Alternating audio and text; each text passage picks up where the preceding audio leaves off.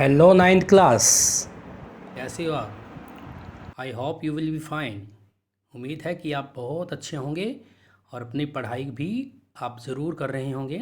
तो बेटा आज आपको मैं एक नई कविता जो पहली आपकी पोइम है, नाइन्थ क्लास की फ़र्स्ट पोइम है, जिसका नाम है दी रोड नॉट टेकन, जिसको लिखा है रॉबर्ट फ्रॉस्ट ने। हम आज उसके ऊपर परिचर्चा करेंगे, आज उसको पढ़ेंगे, समझेंगे कि इसमें कवि ने क्या कहा है और कवि हमें क्या संदेश देना चाहता है और क्या शिक्षा हमें यहाँ से मिलने वाली है। ये एक बहुत ही बेटा मतलब डिडेक्टिक एक शब्द होता है, डिडेक्टिक, जिसको हम कहते हैं हिंदी में शिक्षाप्रद। ये बहुत ही एक शिक्षाप्रद कविता है। पहले कविता को शुरू करने से पहले आपको ये पता होना चाहिए कि this well known poem is about making choice, कि ये जो कविता है ये बेटा चॉइस के बारे में। चॉइस, जीवन में कई बार हमें चुनाव करना होता है, चुनना होता है ना। कि सपोज कीजिएगा अब जो बच्चे 10th कर लेते हैं उनको चुनना होता है कि मैं साइंस लूँ, आर्ट लूँ, कॉमर्स लूँ। ठीक है, अभी जैसे आप 9th में हैं, अभी आप 9th में हैं तो आप चूज़ करेंगे कि मैं संस्कृत लूँ, ड्राइंग लूँ और आप या फिजिकल लें, जो भी आप आगे लेना चाहते हैं, या एग्रीकल्चर लें। आपके पास चॉइस हो जाएगी, आपके पास कुछ ऑप्शनल सब्जेक्ट हो जाएंगे।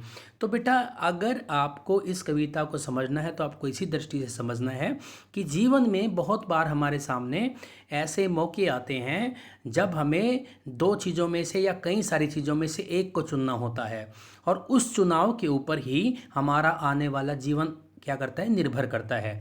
आज मैं आपको इंग्लिश इसलिए पढ़ा रहा हूँ क्योंकि मैंने जीवन में कभी जब मैं एक स्टूडेंट था तो मैंने अपनी ग्रेजुएशन के बाद इंग्लिश का टीचर बनने का रास्ता चूज किया। तो ये बेटा चॉइस पे डिपेंड करता है कि आपका आने वाला समय या जीवन कैसा होगा। तो ये सारी कविता आपकी चॉइस के बारे है बाहर से। अब आगे देखिए, and the choice that shape us, और वो चॉइस जो हमें क्या देती है, स्वरूप देती है। रॉबर्ट फ्रॉस्ट ने इसको लिखा है, जो कि एक अमेरिकन पोइट है। Who is a American poet, right simply. वो हमेशा सिंपल चीज़ें लिखता है बट इंसाइटफुली होता, व्यवहारिक रूप में लिखता है। हमेशा उसकी चीज़ें अबाउट कॉमन, ऑर्डिनरी, साधारण और आम एक्सपीरियंसेस के बारे होती हैं। आपको सुनने में बड़ा अजीब लगेगा कि कवि कहीं जा रहा है, एक उसने रोड देखा जो आगे जाके दो रस्तों में बढ़ जाता है। तो ये बाहर से जो भी रॉबर्ट फ्रॉस्ट की खास बात है इस कवि की, the Robert Frost always write down, या लिखता है हमेशा डबल मीनिंग पोएम लिखता है। सरफेस लेवल पे उसकी कविता हमेशा बहुत साधारण लगती हैं, बहुत साधारण सिंपल सी लगती हैं, लेकिन अगर उसको समझा जाए उसका गहरा अर्थ भी होता है। गहरा अर्थ उसका बहुत ही वाकई में गहरा होता है, जैसे इस कविता का भी है। बाहर से तो एक ऐसी घटना बताई गई है जिसमें कवि एक बार जा रहा था जंगल में एक रास्ते पर, और वो रास्ता आगे जाके दो रस्तों में बढ़ जाता है। अब वो खड़ा होकर सोचता कि मैं कौन सा रास्ता चूज करूं। लेकिन यहाँ पे रास्ता क्या है बेटा, वो जीवन की परिस्थितियों से संबंधित है। अर्थात जीवन में कई बार ऐसा होता है जब हमें कई ऐसे दोराहे पर खड़े होते हैं जिसमें से हमें एक चूज करना होता है। मैं डॉक्टर बनूं, इंजीनियर बनूं, ठीक है, टीचर बनूं, क्या बनूं। और जब आप इनमें से एक चूज करते हैं तो आप ये जो आपका डिसीजन है वो आपके आने वाले जीवन को प्रभावित करता है। तो उसी के संदर्भ में ये कविता लिखी गई है।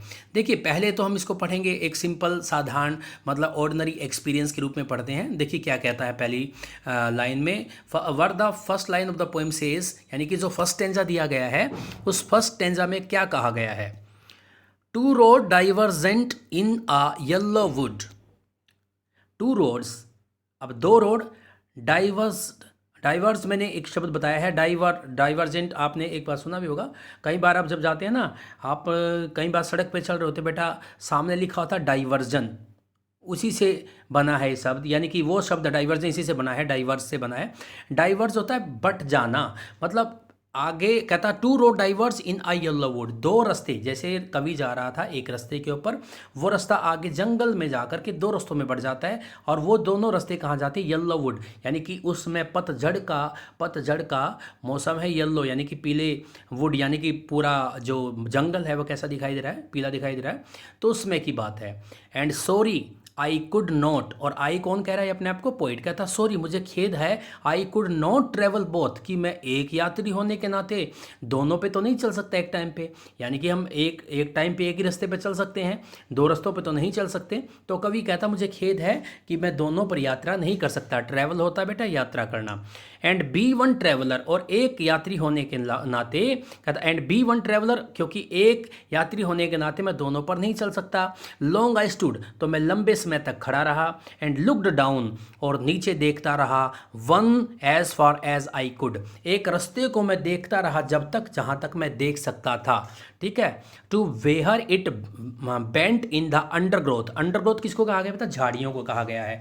कहता मैं इस रास्ते को देखता रहा जब तक ये झाड़ियों के पीछे मुड़ नहीं गया। जब कोई चीज़ें किसी चीज़ के पीछे छुप जाती तो आगे दिखाई नहीं देता। जहाँ तक कवि की दृष्टि देख पा रही थी, आंखें देख पा रही थी, तो उसने एक रास्ते को पहले खड़े होकर के देखा कि मैं कौन से रास्ते पर जाऊँ, कौन सा अच्छा है। पहले एक रास्ते को उसने फर्स्ट को देखा, तो बेटा जो क्या था किसके पीछे घूम जाता, आगे जाने के बाद झाड़ियों के पीछे घूम जाता है। तो फर्स्ट स्टेंजा आपको समझ में आया? उसने पहले वाले मतलब रास्ते को देखा जो झाड़ियों के पीछे घूम जाता है। उसके बाद देखिए देन टुक दी अदर, फिर उसने दूसरा रास्ता देखा कि चलो इस पे देखते हैं चल के ये कैसा है। जस्ट एज फेयर, ये भी इतना ही फेयर था। ठीक है। And having perhaps the better claim, और वाले से थोड़ा ज़्यादा दावा ठोक रहा था। क्लेम होता दावा करना कि हाँ इस पर चला जाना चाहिए। And having perhaps the better claim, और शायद ये मुझे पहले वाले से अच्छा लग रहा था। क्लेम करना होता वैसे दावा करना। बिकॉज इट वॉज ग्रासी, क्योंकि ये बेटा कैसा था? घास वाला था, ग्राजी था। एंड वांटेड वियर, और अभी जो इसकी घास थी वो घिसना चाहती थी, अर्थात अभी घास पर कोई चला नहीं था, वो अभी घिसना थी। वियर मैंने पहनना भी होता, वियर घिसना भी होता बेटा। दो यद्यपि as for that the passing there had worn them really about the same, हालांकि वहां से गुजरने वालों ने दोनों रास्तों की घासों को बराबर घिसा रखा था। यानी कि जब भी बच्चे आप देखना कभी घास के रास्ते में से आप हर रोज एक ही जगह से जाना शुरू कर दो तो वहां से एक रास्ता बन जाता है, यानी कि घास वहां से खत्म हो जाती है। तो ये कहना ये चाहता है हालांकि यात्रियों ने दोनों रास्तों की घास को मतलब घिसा रखा था बराबर ही, मतलब क्या थी वो वॉर्न आउट थी, लेकिन इसको दूसरे वाला, कवि को दूसरे वाला रास्ता थोड़ा पहले वाले से बेहतर लगता है। एंड बोथ दैट मॉर्निंग, और उस सुबह जब मैंने उन दोनों को देखा, इक्वली ले इन लीव्स, इक्वली दोनों के ऊपर बराबर रूप में पत्ते गिरे हुए थे।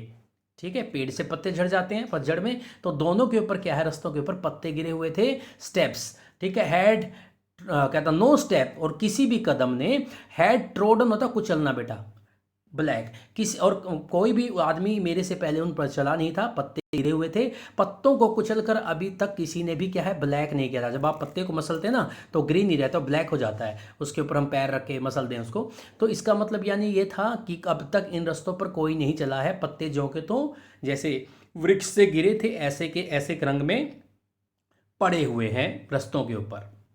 ओ I kept the first for another day, इसीलिए मैंने सोचा कि आई कैप्ट, मैंने रख दिया द फर्स्ट वाले जो वे को, तरीके रास्ते को, फॉर अनदर डे, कि मैं इस पहले वाला जो मैंने देखा था जो झाड़ियों के पीछे जा रहा था उसको मैंने छोड़ दिया कि इस पर कभी फिर चलूंगा।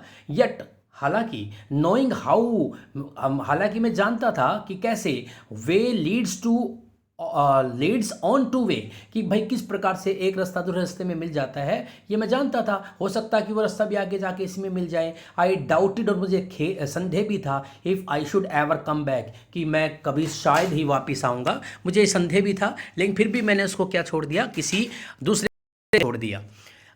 शैल आई बी टेलिंग दिस विद आशाएं, कहता है आज मैं वही चीज़ आपको एक आह के साथ बता रहा हूँ।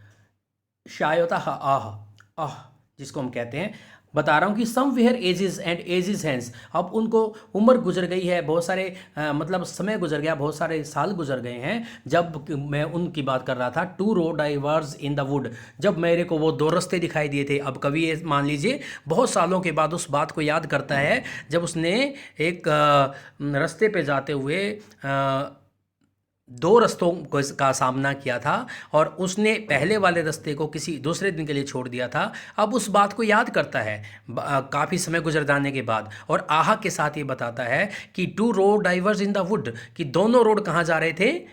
जंगल में जा रहे थे, and I took the one less travelled by, और मैंने किसको चुना था, जिस पे कम लोग चले हुए थे, that had made all the differences, और उसी ने सारे परिवर्तन कर दिए, अर्थात उसी ने आज मेरे जीवन में क्या ला दिया, परिवर्तन ला दिया। सपोज कीजिए कभी मान लीजिए कहना चाहता है कि वो टीचर बनना, उसके सामने दो मतलब अवसर थे, वो टीचर बनना चाहता था या कवि बनना चाहता था, लेकिन वो कवि बन गया। कवि बनने से आज हम उसकी कविता पढ़ पा रहे हैं। तो उसके जीवन में जो परिवर्तन आया, जिसका उसने जो डिसीजन लिया था, तो ये कहना चाहता है उसी ने, मेरे उसी डिसीजन ने क्या किया, सारे के सारे आज क्या कर दिए, परिवर्तन ला दिए हैं। ठीक है, तो अब हम यहाँ पे देखते हैं, दोबारा से एक बार फिर पढ़ा देता हूँ, मुझे लगता है कि एक बार से फिर पढ़ा देनी चाहिए, बहुत इंपॉर्टेंट पोइम है। आपने सरफेस लेवल पर बेटा इसका क्या मीनिंग देखा, ये सरफेस लेवल पर ये कविता जो है एक छोटी सी घटना को बताती है।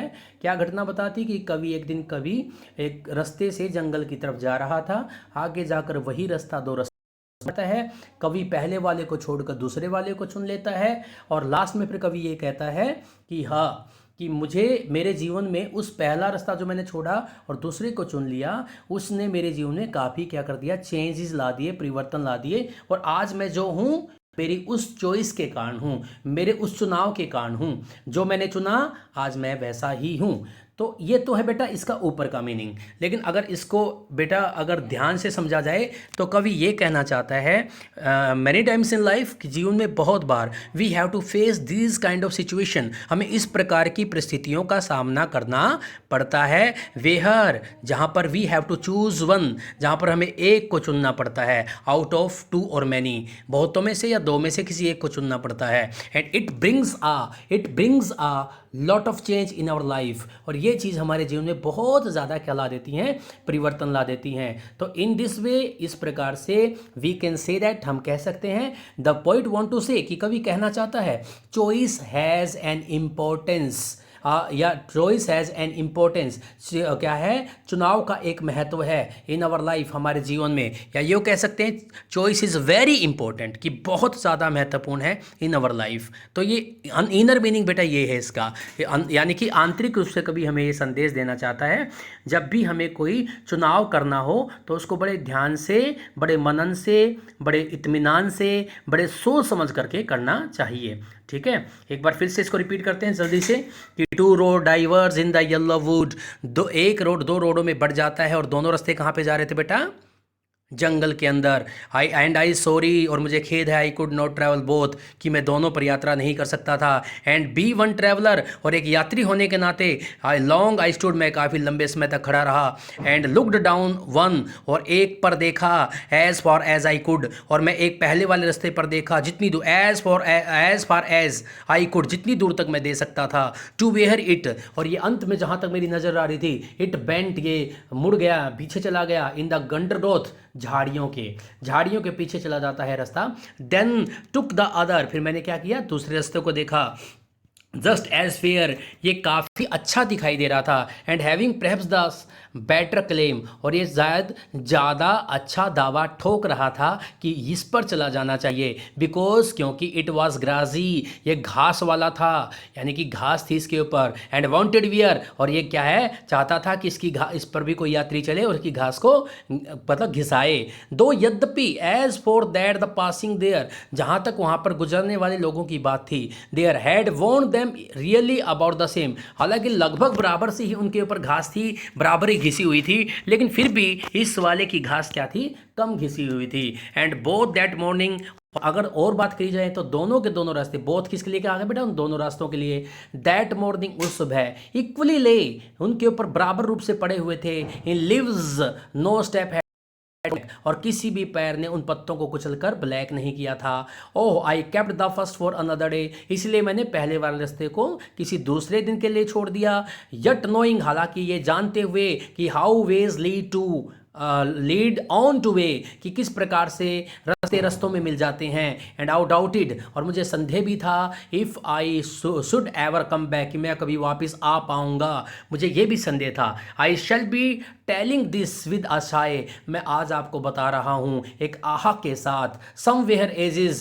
काफ़ी सालों के बाद, एंड एजिज हैंस, कहता two road diverse in the wood, जब मैं जंगल में था और दो रास्ते मैंने देखे जो जंगल में जा रहे थे, एंड आई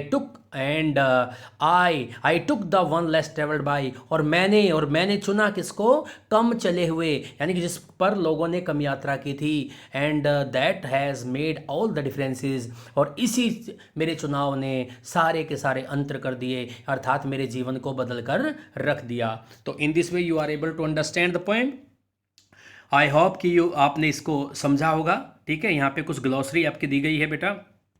ठीक है, अभी पहला इसमें है डाइवर्ज का दिया है, separated and took a different direction, but जाना और अलग अलग दिशा में हो जाना, यानी कि एक रास्ता बट गया और एक दूसरी दिशा में और एक दूसरी दिशा में। अंडर ग्रोथ क्या होता है, dense growth of the plants, bushes, bushy मैंने बताया था झाड़ियाँ होती हैं, जो घनी गहरी झाड़ियाँ जो होती हैं उनको कहते हैं अंडर ग्रोथ। और वांटेड वियर क्या होता है बेटा, हैड नॉट बीन यूज, जिसको प्रयोग नहीं किया गया, वांटेड वियर अर्थात जिसको यूज नहीं किया गया और वो घिसना चाहता था। ठीक है, हैंस का मतलब होता है हियर, फ्यूचर, इस प्रकार से फ्यूचर में। तो आप अच्छे से समझ गए होंगे इस कविता को, इस कविता का भाव अच्छे से समझ होंगे। इस कवि को पढ़ने के लिए, यानी कि रॉबर्ट फ्रॉस्ट को पढ़ने के लिए, you will have to use your insight, आप अपने व्यवहारिकता को यूज करना है। कि कवि हमेशा डबल मीनिंग पोएम लिखता है, सरफेस लेवल पे उसका अर्थ एक साधारण सा अर्थ रखती है वो कविता, और आंतरिक रूप से उसका गहरा अर्थ होता है। तो आज इस कविता को पढ़ने के साथ साथ आपने एक मैसेज भी लिया होगा कि आने वाले जीवन में जब भी आप कोई चूज़ करेंगे, किसी चीज़ का चुनाव करेंगे, तो उसको बहुत सोच समझ के करेंगे, क्योंकि वो चीज़ें आपके जीवन में बहुत बड़ा परिवर्तन ला देती हैं। छोटी छोटी चीज़ें बहुत बड़ा परिवर्तन ला देती हैं। सपोज अभी मैंने उदाहरण दिया, अभी आप 9th में हैं और आप संस्कृत लेंगे, ये आपके जीवन में एक परिवर्तन लेकर के आएगा। क्योंकि आने वाले समय में अगर आपके पास संस्कृत है तो आप टीचर बनना चाहते हैं तो आप संस्कृत में भी जा सकते हैं। अगर आपने संस्कृत को छोड़ के फिजिकल ले लिया तो you will be not able to be the teacher of Sanskrit, फिर आप फिजिकल एजुकेशन में अपना करियर बना सकते हैं। तो आपने जो भी चूज करना है बच्चों, वो अच्छे से चूज करना है, और यही इस कविता का मैसेज है। उम्मीद करता हूँ ये कविता समझ में आई होगी और आप इसका लाभ उठाएंगे, पढ़ेंगे और इसको समझेंगे। थैंक यू, धन्यवाद।